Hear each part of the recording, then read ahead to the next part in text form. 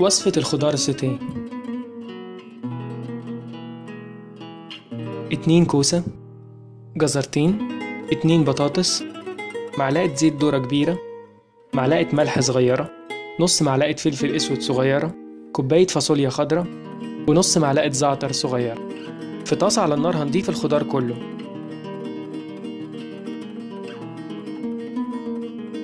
وبعدين هنضيف عليه الزيت والملح والفلفل والزعتر ونغطي الحلة.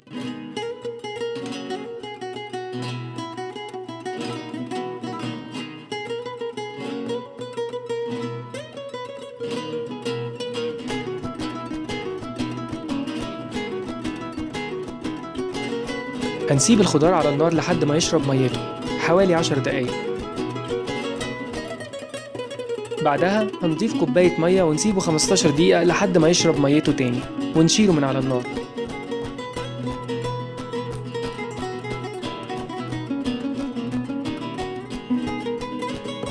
كده تمام. بالهنا والشفا.